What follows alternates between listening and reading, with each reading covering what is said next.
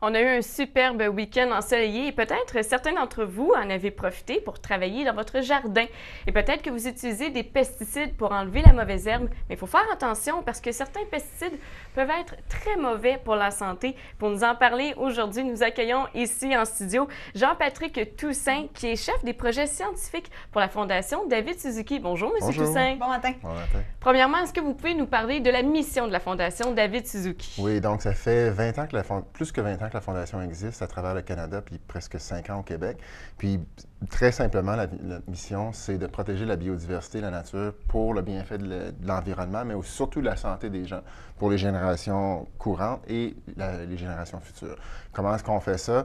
On fait ça par l'éducation, par la sensibilisation, par la science surtout. Ce qui fait notre crédibilité, je crois, c'est notre fondateur, David Suzuki, qui est un scientifique et un communicateur hors pair, mais aussi à la base un scientifique. Donc, on essaie de toujours se fonder sur... En fait, on se fonde toujours sur la science pour amener les sujets environnementaux dont on traite.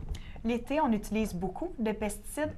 Qu'est-ce qu'un pesticide, finalement? C'est quoi ça? Ouais. Plus exactement. Exactement. Donc, de manière générale, un pesticide, c'est un produit dont on sert pour se débarrasser d'une peste. Pardon. OK. Donc, ça peut être, il y a différentes catégories de pesticides. Il y a des herbicides pour se débarrasser des mauvaises herbes. Oui. Il y a des insecticides pour les insectes et les fongicides, par exemple, pour les champignons.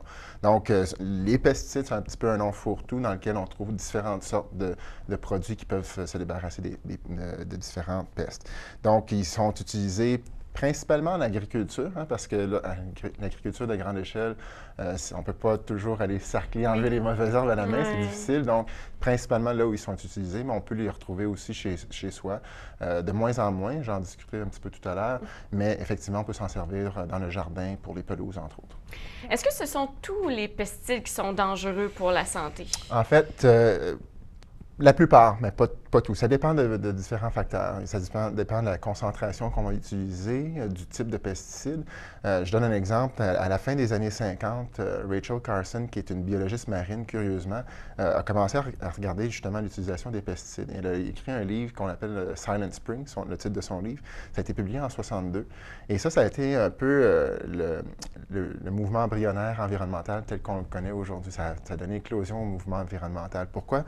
Parce que dans son livre, elle parlait de l'impact des pesticides sur l'environnement, mais aussi sur la santé humaine. Donc, on s'est rendu compte que plusieurs agents qu'on utilisait, par exemple le 2,4-D qu'on retrouvait dans l'agent orange qui a été utilisé lors de la guerre du Vietnam, c'est un pesticide à la base.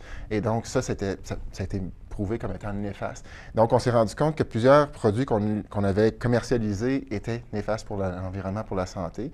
Donc, on les a bannis. Ce n'est pas tous les pays qui les ont bannis, mais certains, oui. Et d'autres ont émergé. Donc, pour revenir à la question, il y en a qui sont dangereux, il y en a qu'on ne sait pas encore s'ils sont dangereux. Donc, il y a plus d'études à faire. Donc, puis ça va varier aussi de la concentration qu'on utilise, etc. Donc, il faut faire attention. Et s'ils sont dangereux, ce sont quoi les dangers là, pour justement les humains? Oui, donc souvent, si vous avez vu des photos d'agriculture où on voit des gens qui vont asperger les champs de pesticides, ils ont souvent des combinaisons parce qu'ils peuvent être des irritants, simplement pour la peau, pour les yeux. D'autres vont aller plus loin que ça. Certains pesticides vont être cancérigènes. Je parle du 2,4-D, par exemple, ce qu'ils ont retrouvé dans l'agent orange. C'est ça, parce que, bon, eux les aspergent, mais quand même, nous, après ça, on les mange. Exactement. Là. Donc, c'est pour ça on dit toujours de bien laver les fruits et légumes avant de les manger. C'est une mesure de précaution. Mais c'est sûr qu'il faut pas non plus partir en panique. Il y a des concentrations qui sont utilisées qui sont supposées ne pas être nocives, mais il peut y avoir des effets d'accumulation. Donc, il y a des différents effets qui varient de l'irritation des yeux, de la peau, cancérigènes, aussi peuvent atteindre le système hormonal. Parce que dans bien des cas, le système d'action d'un pesticide, ça va être d'attaquer justement le système neurologique, soit d'un insecte, bien souvent pour les insectes. Pour les herbicides, c'est différent parce qu'ils n'ont pas de système nerveux, exactement les mauvaises herbes. Mais ceci dit, donc, il peut y avoir une gamme, je dirais, d'effets. Et c'est pour ça que de plus en plus sont étudiés pour savoir justement quels sont les effets nocifs et pour l'environnement et pour notre santé principalement. Et par exemple, pour les gens qui travaillent dans leur jardin l'été, bon, vous avez dit, les insecticides, ça peut être dangereux pour la santé humaine, mais pour les herbicides, est-ce que c'est si dangereux? Mais il peut y avoir des problèmes aussi. OK. Encore une fois, c'est l'utilisation, la manipulation. Ça reste un produit quand même chimique, exactement. Donc, on essaie soit de ne pas en utiliser. De plus en plus, on va essayer de... En fait, c'est tout ça aussi derrière le mouvement biologique, hein, l'agriculture biologique, que ce soit à plus ou moins grande échelle ou à la maison, c'est d'essayer d'éviter d'utiliser des engrais, mais aussi des herbicides, des fongicides, pour éviter de retrouver ça dans nos aliments que l'on ingère. Surtout si on parle, par exemple, dans un jardin, on a des fines herbes ou de la laitue, par exemple, et si on applique un herbicide là-dessus, bien, c'est ce qu'on ingère directement. Hein? C'est pas juste la racine. Donc, c'est pour ça qu'on essaie d'employer des mesures de précaution. Et au niveau des insecticides, on sait qu'il y a la chaîne, et si les insecticides affectent trop les abeilles, là, il peut y avoir là, des conséquences. Oui, exactement. Puis c'est une bonne question parce qu'on parle de plus en plus des abeilles, du rôle important qu'elles jouent. Et donc, il y a une nouvelle classe de pesticides qu'on appelle les néonicotinoïdes, je ne vais pas me tromper, les néoniques, un petit raccourci. Et donc, ils ont été démontrés pour affecter les populations d'abeilles. C'est une des conséquences du déclin des populations d'abeilles.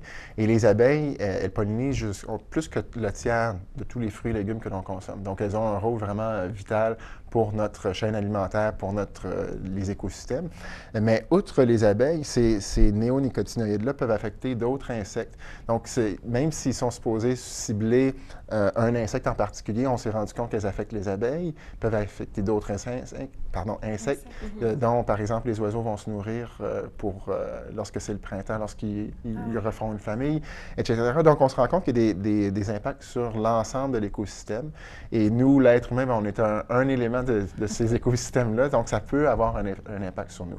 Donc, c'est pour ça qu'on essaie de plus en plus, les scientifiques essaient de comprendre quels sont les effets de ces pesticides-là, comment on les utilise, quelles seraient les normes à adopter, et pour justement trouver des normes qui soient raisonnables pour la santé humaine, pour la santé de l'environnement aussi.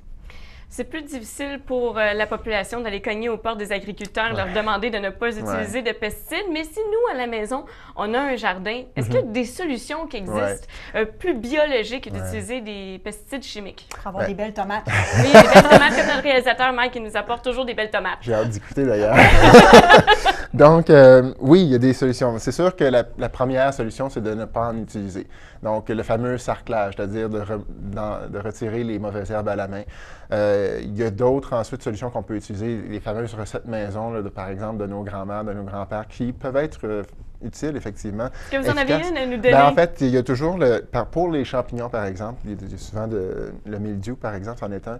On peut utiliser du bicarbonate de soude, donc la petite vache qu'on mélange dans un mélange d'eau qu'on va asperger sur nos légumes, nos herbes. Il y a aussi le vinaigre, le bon vieux vinaigre aussi, hein, ça peut être un insecticide. Par contre, ça ne s'attaque pas nécessairement aux pathogènes des racines, c'est plutôt pour les feuillus. Sinon, il y a de la terre de diatomée aussi. Donc, les diatomées, c'est une algue unicellulaire, donc je me rapporte à mes notions de biologie. Bref, on peut retrouver de la terre de diatomée dans les centres horticoles, et ça va être aussi un autre fongicide naturel, donc il n'y a pas d'effet néfaste. Donc ça, c'est quelques exemples de ce qu'on peut utiliser à la maison facilement là, pour essayer de se débarrasser des pestes sans avoir à utiliser des produits qui sont nocifs pour la santé et pour la nourriture que vous allez cultiver. Et on imagine aussi qu'on peut retrouver des recettes facilement sur Internet. Oui, exactement. Vous pouvez visiter notre site web là, de www.davidsuzuki.org/fr. On a des blogs sur le sujet. Si vous faites une petite recherche pesticides ou recettes, ou même dans votre furteur Internet, vous allez pouvoir souvent trouver des recettes assez faciles. Mais encore une fois, l'idée de base, peut-être de ne pas utiliser du tout, puis mettre un petit peu plus de travail, exactement, plus de cœur dans notre jardin. Dans votre jardin. Monsieur Jean-Patrick Toussaint, merci beaucoup d'avoir été avec nous. On vous invite à visiter le site Internet de la Fondation de David Suzuki. Et pour nous, après la pause, on vous revient avec des cas de personnes portées disparues. Restez là.